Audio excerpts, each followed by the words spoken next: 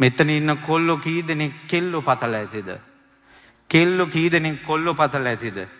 මම මේ කියන වචන දෙක තුනක බණපදේ අහන්න. එදා දීපංකර පාදමූලේ සුමිත්‍රා දේවී මහ බෝධිසත්වයන්ගේ පත්නිය වෙන්න පැතුවා. මං උපනූපන් ජීවිතේ මෙයා මේ බෝධිසත්වයන්ගේ බිරිඳ වෙනවා කියලා. පැතුවේ බෝධිසත්වේ.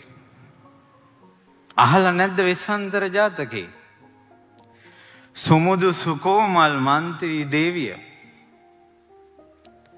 මාලිගාව ඉස්සරහින් කුරුල්ලෙක් පියාඹල යනකොට ගැස්සෙන මන්දී දේවිය. ගහක උලමේ කෑ ගහනකොට ගැස්සුන මන්දී දේවිය. දරුවෝ දෙන්නත් එක්ක මහවනේට ගියා ස්වාමියාට තියෙන ප්‍රේමයෙන්. මහවනේ වග වලසුම් මැද ස්වාමියා භාවනා කරද්දී උලක් අරගෙන අල හාරමින් කික්කක් අරගෙන ගෙඩි කඩමින් උදේ ඉඳලා හැන්දෑ වෙනකල් පළතුරු හොයා ඈ දුක් විඳා. කැලේක තනි වෙන්න බලන්න බය කියන එක කොයි වගේ එකක්ද කියලා. ඔයාලත් දවසක කැලේක තනි වුණොත් මන්දී දේවිය ගැන පොඩ්ඩක් හිතන්න. දරුවෝ දෙන්න නොදැකපු මොහොතේ ඇතිවෙච්ච ගින්දර පපුවගව ස්වාමියාගෙන් එය විමසද්දී උත්තර නොදෙද්දී රැය පහන් වෙනකොට අර කැලේ යොදුම් 15ක් කිලෝමීටර් 150ක් ඇවිද්දා. දරු දුකෙන් කිලෝමීටර් 150ක් ඇවිද්දා. ඇස්වලින් කඳුළු වැටි ස්වාමී මගේ දරුවන් දෙන්නා කියලා කලන්තේ දාලා වෙස්සන්තර රජුරු ඉස්සර වැටුණා. කුමක දෝෂද? ප්‍රාර්ථනාවේ දෝෂ. අපි යසෝදරාවගේ ගුණ කියනවා. ඒ මහෝත්තමාවියට පහදෙන්න.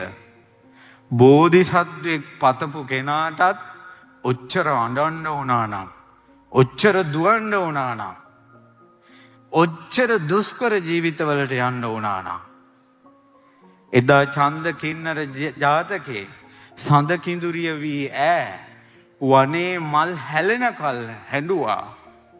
එච්චර කඳුළු සලන්න වුණා නම් බෝධිසත්වෙ පතලා කෙල්ලනේ උඹලා ඔය පතන්නේ බෝධිසත්වෙද්ද? උඹලට කොච්චර අඬන්න වෙයිද? උඹලට කොච්චර අඬන්න වෙයිද?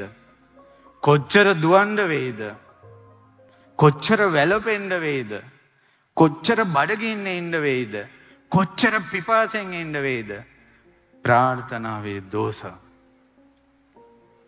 කවදාවත් කෙල්ලෙක් පතපු නැති මහ බෝධිසත්වයෝ පසේ බුදු කෙනෙක් ඉදිරියේ යසෝදරා උඹ මට එපා කියලා පතද්දී ඇතිවෙච්ච හැඟීමට කුස ජාතකේ හැඟීමට පැතුවා උඹ එපා කියනවනම් මට උඹ ඕන.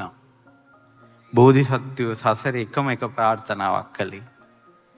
ඒ ප්‍රාර්ථනාවේ දෝෂ බලන්න කුස රජ්ජුරුව වෙලා දඹදිව අග රජ්ජුරුව වෙලා මාස 6ක් වළං හොදන්න වුණා. මාස 6ක් වළං හොදන්න වුණා. වතුරේ නෙළුම් කොළේ ඇතුලේ වතුරේ හීතලේ ඉන්න වුණා. අග රජ්ජුරුව වෙලා ඇත්හලේ බෙටි අල්ලන්න වුණා. අශ්වහලේ බෙටි අල්ලන්න වුණා.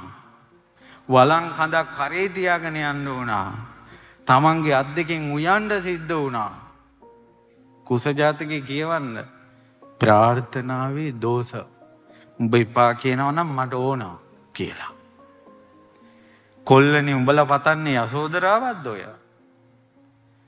උඹලට කොච්චර වළං හොදන්න වෙයිද? කොච්චර රෙදි හොදන්න වෙයිද? කොච්චර උයන්න වෙයිද? ප්‍රාර්ථනාවේ දෝෂ. එකම එක ප්‍රාර්ථනාවක් හදවතේ තියාගන්න. බුදුරජාණන් වහන්සේ වදාළා බිරිඳ නොවිච්ච කෙනෙක් නැහැ. ඔය ඉන්න හැම ගෑනු කෙනෙක්ම සංසාරේ බිරිඳ ඇවුරු වෙලා ඉඳලා තියෙනවා. ස්වාමියා නොවිච්ච කෙනෙක් නැහැ. පුතා නොවිච්ච කෙනෙක් නැහැ. දුව නොවිච්ච කෙනෙක් නැහැ. තවමත් දුක පතනවා.